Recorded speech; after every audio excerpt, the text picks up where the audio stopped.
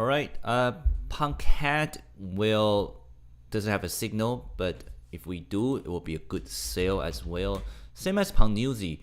Now Pound Newsy is the same picture as Euro Newsy. We actually add a very nice zone to sell. So looking for any reversal signal. Pound Yen on the other hand is a good bullish signal today, but again, it's not really a particular strength into British pound. Mainly just because Japanese yen has been largely sold off today, same as Swiss franc, Japanese yen. Look at that. And again, this is not a pair I touch. Dollar Swiss, a nice solid green candle. Now, I know it is very tempting, even for me to look at this. I feel like, wow, this is what a nice area. You are right at this 200-day moving average. You have this nice strong daily candle. You could take it. I mean, honestly, if you think it's US dollar is strong enough to withhold any short-term volatility, then you could take this trade. There's nothing wrong with it. I might take it. I have to do more research. Again, the only risk factor is the tomorrow's meeting between Trump and Abe.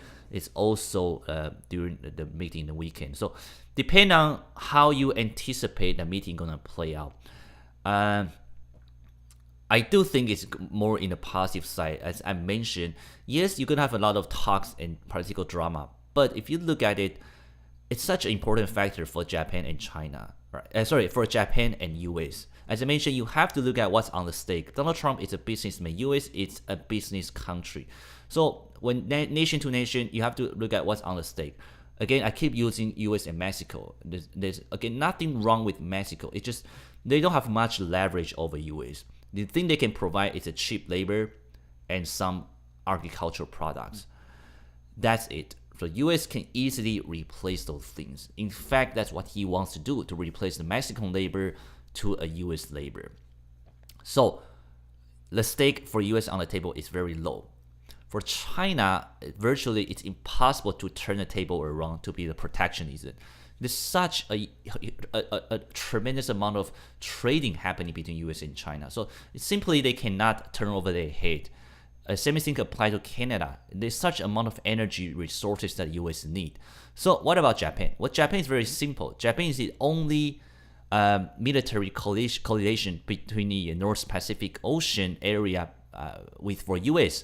Right, that's Japan and Korea. These two are not sinkable basically for US. They cannot really ignore the relationship between it. They need Japan for all the military strategy in the Pacific Ocean. So of course they are not going to really make an enemy with Japan. That's for me to think about it. So yes, they're gonna talk about the currency manipulation. They probably want Japan to invest more in US, and they know the auto market are losing the battlefield to Toyota, but it's not the news. It's been there for the past decade or so. Toyota has been very strong, so it's not a big negative picture for me. If you want my personal view, I don't think the meeting over the weekend will be bad.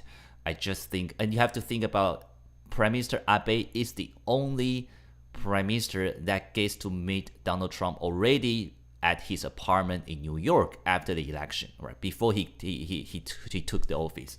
And that's very significant because a lot of leaders wanted to do that, but Trump did not want to meet them. So he only met Japan, and Japan and US has a lot of to work together. So I don't think he will suddenly say like, oh, I'm gonna fight Japan. It's not gonna happen for my personal view. Of course, I don't know the future, but if you think about that, that will be a sentiment pretty positive for US dollar. So that's why dollar Swiss will be a good trade. Technically speaking, it's in a nice level as well. So let's keep going. Dollar CAD, on the other hand, not something I will touch due to the strength of Canadian dollar. Dollar yen. Also, it's a very nice, nice signal.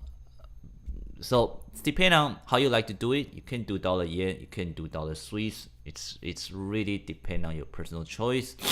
But dollar yen, it's direct impact, of course, between Japanese yen and US dollar. So we will see what happened tomorrow. And let's keep going for Aussie Swiss. Aussie Swiss it already took off, but it's a nice daily trade. You could still put a limit order in, but it's not really something I like to do. Is you're really buying at the top, right? So as I mentioned, I really like to buy low than buying high. Aussie dollar, on the other hand, not something I will touch today. Really depend on what happened to US dollar. Aussie CAD, don't have any signal. Aussie Newsy. Aussie Newsy, I'm actually looking to sell, but again, I do need a fresh, new, good sentiment. But right now, not going to touch it. Aussie Yen, on the other hand, continuing to go up. But as I mentioned, probably don't want to touch a Japanese yen trade right now because it really depends on what's going to happen. And also, you are really at this high already, so I don't want to buy at the high, as I mentioned. So let's keep going. CAD Swiss, it's continued to go up, but nothing too significant. It's not a really nice zone for me. CAD Yen, on the other hand, it's a nice double bottom and it keep going up. Now CAD Yen is also not bad, but again, it's really dependent on if you want to take any Japanese yen trade right now. It's really dependent on your personal choice. I do like to maybe take Japanese yen trade again from tomorrow's press conference. New Zealand Swiss, New Zealand dollar, New Zealand CAD. So for New Zealand dollar, I'm really looking to find the support for me to get in. So guys, just to recap, I personally got in Pound Aussie short.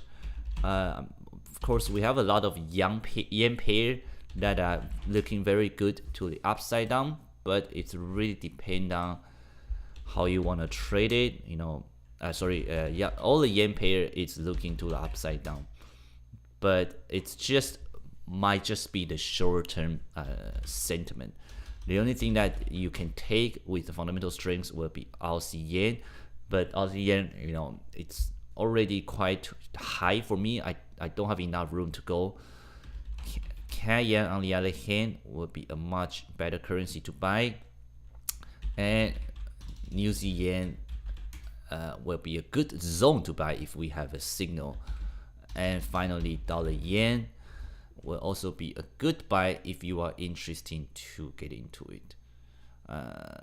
So you just have to be careful not to get caught up like this kind of events, right? Because you have a nice sentiment and turns sour and it goes down.